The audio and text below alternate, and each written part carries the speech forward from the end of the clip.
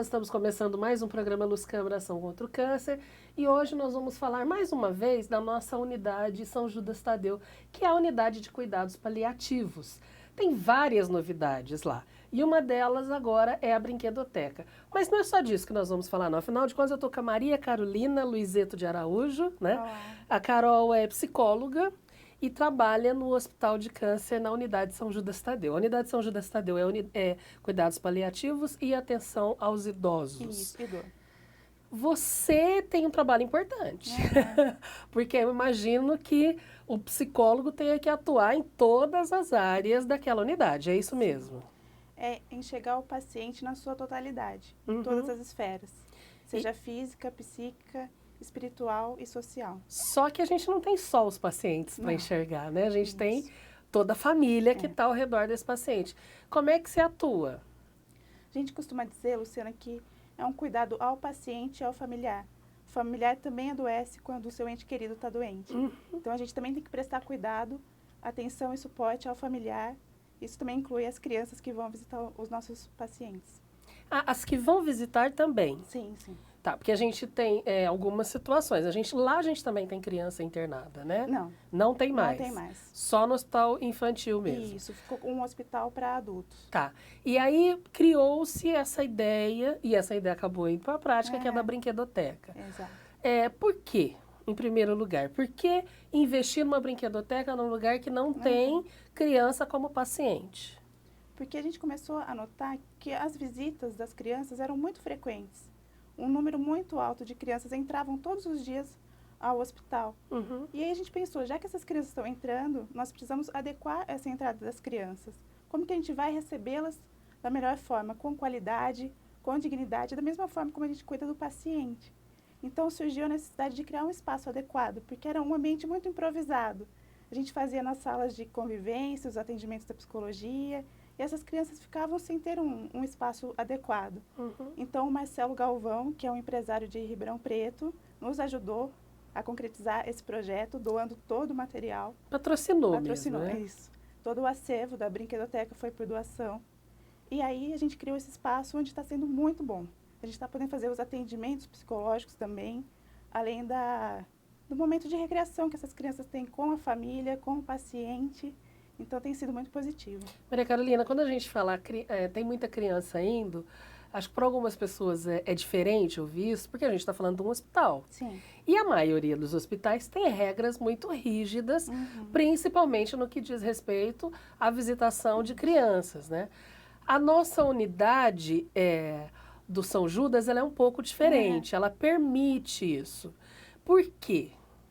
Porque muitas vezes o paciente também pede. O paciente, seja a mãe, o pai, um avô, ele pede para a criança vir até o hospital, ele quer ver, é um desejo do paciente também, acompanhar essa criança, que a criança participe do período de internação deles também. Então, conversando com o Dr. Paulo de Tarso, ele nos orientou, essa criança, quando ela chega no hospital, ela preenche um checklist, para que a gente não exponha também nenhum risco a essa criança, né? Pra que Sim, ela porque também é o segurança. medo da família, né? Isso. Eu vou levar a criança num ambiente hospitalar. Exatamente. E ela pode ser contaminada de repente, ou no caso do São Judas é até o contrário, né? Uma criança pode trazer de fora um vírus, né? Nós estamos numa época aí que o vírus da gripe está tão presente, principalmente em escola, né? E essa criança pode trazer algo para o paciente que já está debilitado. Esse cuidado é tomado. Foi uma preocupação nossa. Então, esse checklist já está sendo aplicado. E aí, fala sobre vacinação, se essa criança adoeceu nos últimos dias. Se tiver tudo ok, ela pode dar entrada. O responsável assina, se compromete com isso também. E a criança pode ter acesso ao hospital. E aí, nós estamos falando de criança de que idade? Todas. Todas as idades. Não Desde tem bebês a uma adolescentes. proibição. Não, não. Porque o que se pensa é que o paciente precisa desse contato. Isso. Independente da idade. Aliás, quanto mais novo, acho que mais precisa. Com certeza. A gente tem saudade, né? Quando a gente está no hospital, a gente tem saudade da família, principalmente das crianças. E a gente recebe pacientes do Brasil todo, de todos os estados. Então, muitas vezes, é o pai, a mãe que está internado e está há meses sem poder ir para casa. Então, tem os bebezinhos, tem as crianças de 8 anos, que acho que a grande maioria é de 7 a 8 anos, mais bebês, adolescentes, toda essa faixa etária. E aí a gente tem um outro problema, uma outra questão, digamos assim, que é a espontaneidade, a vivacidade de uma criança num ambiente em que as pessoas têm que ficar mais calmas, mais quietas, né? E criança é uma correr, gritar, e um lugar novo certamente é um convite para isso, né? Por isso a brinquedoteca vem até para dar uma disciplinada sem ser uma coisa chata, né? De ficar chamando atenção, que não é o caso. E muitas vezes também eles chegam ao hospital, alguns não querem ir até o leito, então a gente conversa realmente com a família, para quando for trazer essa criança, perguntar, é desejo da criança ir ao hospital? Ela quer realmente entrar? Se não for, a gente não obriga a entrar, a gente conversa com o paciente, com o familiar, mas a gente também não força essa entrada, tem que ser um desejo também da criança. E a brinquedoteca vem para isso, para ter um espaço. Ela foi, visitou o paciente no leito, depois ela pode ir para a brinquedoteca. E lá a gente conversa sobre assuntos como o adoecimento, a questão da morte, como que a criança está vivenciando o adoecimento. A gente percebe que elas também sofrem. Elas sentem quando a mãe está fora de casa, por que a mãe adoeceu, o que está acontecendo com a minha família. O Hospital de Câncer tem essa preocupação em dar esse respaldo psicológico às pessoas envolvidas. E quando elas são pessoas pequenas, são crianças ainda, essa preocupação é um pouco maior ainda. Sim. Como é que é o teu trabalho de incentivar essa exposição, essa verbalização que é tão complicado quando a gente está falando de criança? Eu acho que aí a brinquedoteca entra mais uma vez como um grande aliado, porque quando não tinha esse espaço, eu improvisava os atendimentos, não tinha material adequado, e a gente sabe que a criança se expressa através do brincar. Ela não usa tanto o verbal, dependendo se for crianças menores, menos ainda. É o desenho, é o lúdico, é a expressão de outras formas. Então, lá na brinquedoteca eu tenho materiais próprios da psicologia, livros didáticos que falam sobre adoecimento, que falam sobre morte, jogos dos sentimentos, baralho das emoções. Quer dizer, todos os brinquedos, jogos, brincadeiras foram escolhidos pensando nessa relação que a criança tem dentro do hospital. Com um propósito para ser trabalhado. Então, através do jogo, da brincadeira, a gente consegue Você fez uma pesquisa, então. Sim. Não é uma coisa, vamos lá, compra um monte de brinquedo e traz para cá. A gente teve a parceria também da Geice, que é a nossa terapeuta ocupacional. E, em conjunto, a gente foi bolando uma lista de brinquedos e de livros, de jogos que seriam adequados, pensando justamente no que a gente ia trabalhar ali na brinquedoteca. Faz quanto tempo que você está trabalhando nessa área? Em cuidados paliativos, 5 anos. E aqui em Barretos eu vou para o meu 3º ano. Tá, essa experiência nessa área te mostra, você deve ter casos interessantíssimos para contar, né? Como é que a criança lida com uma doença que o adulto não lida direito, que é o câncer? É interessante que o enfrentamento delas nos surpreende a cada dia. Então, às vezes a gente acha que, será que vai traumatizar? Será que vai chocar? E eles lidam de uma forma mais natural do que a gente imagina. Teve um menininho esses dias, 7 anos, que ele entrou, e eu perguntei para ele o que ele achou de entrar. Ele falou, poxa, que legal, é o primeiro hospital que eu posso entrar sem estar doente. E estava passando aquela cena da novela onde aquela personagem da Carolina Dickman corta os cabelos para o tratamento, bem no momento que eles estavam no quarto com a tia deles, que era uma tia jovem. Ele virou para a TV e falou, poxa, isso está meio triste, né? Não é bom a gente desligar? E aí era uma situação que estava todo mundo tenso por causa da cena, paciente olhando a TV, e ele conseguiu quebrar o gelo ali, todo mundo achou engraçada a cena, e ele teve um enfrentamento ali bem interessante sobre o que estava acontecendo. Então é engraçado como eles lidam, como eles enfrentam a questão do adoecimento, da morte. Eles não têm tanto preconceito quanto nós, né? Tem, Nem conceitos formados ainda, mas principalmente não tem o preconceito, né? É verdade. A unidade de cuidados paliativos, ela enfrenta esse preconceito muito, principalmente na cidade de Barretos, onde todo mundo sabe, quem foi para lá é porque já está no fim, é porque... E não é bem assim, né? Não se fala de morte lá o tempo todo, né? Eu acho que a brinquedoteca vem também para ajudar na questão do mito. O mito da unidade 2, o mito da Rua 20.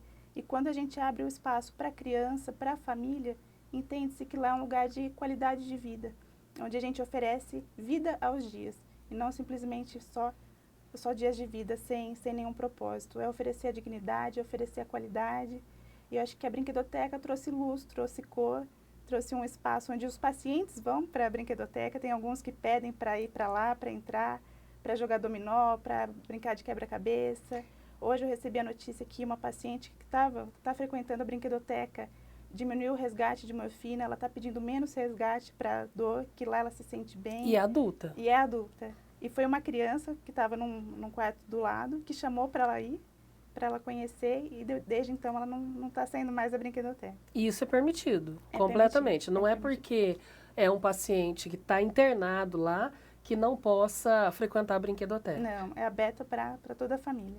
Que bacana isso, né? O que tem lá? Conta pra gente. Tem tudo, tem muitos livros, brinquedos, videogame, então assim, tem um material bem vasto, né? Tá completinho. Essa convivência, você falou muito bem que é para dar vida aos dias e não para se passar ali os dias de vida, né? Na verdade, a priori, a gente não sabe nunca quanto tempo vai durar a nossa vida. A gente fala assim, mas as pessoas que vão para lá estão condenadas. Todos nós vamos morrer um dia e ninguém sabe quando. Sim. Algumas pessoas que estão lá, há um prognóstico, que nem sempre, você pode dizer melhor que eu, que esse prognóstico nem sempre é assertivo, né? Sim. É impressionante como, depois que a pessoa vai para lá, às vezes a situação se inverte e ela melhora mesmo, né, lá dentro. Essa convivência com as crianças, você vê que traz muito disso, do querer viver mais um pouco, o se esforçar para viver mais um pouco? Sim, essa paciente que está frequentando a brinquedoteca era uma paciente que sofria com depressão, que não se socializava, ela só ficava no quarto, ela não saía. E depois que essa criança chamou para ela conhecer a brinquedoteca, ela está saindo mais do quarto, ela está se socializando, ela e está as doses de morfina, que é um remédio, eu acho que a maioria das pessoas conhece, que é uma medicação para minimizar a dor, isso, né? Ela tinha muitas dores. E ao mesmo tempo que ela minimiza a dor, ela deixa a pessoa num estado, digamos assim, um pouco acima do normal, a pessoa fica, né, um pouco fora daquela realidade. Se ela já pediu para baixar, é porque ela quer ficar um pouco mais até ativa, né? E a filha me falou hoje, ela falou, eu estou me surpreendendo com a minha mãe. Eu estou conhecendo uma mãe que eu não conhecia. Até a relação mãe e filha está melhor, porque elas estão se conhecendo mais, estão ficando mais juntas. E até o humor da paciente melhorou muito. Isso não tem preço. Não tem preço. Eu acho que essa é a qualidade de vida. E isso acontece na unidade 2. Maria Carolina, muito obrigada. Eu adoro falar da unidade 2. Apesar de todas as histórias, né, que se falam de lá, eu acho um lugar incrível.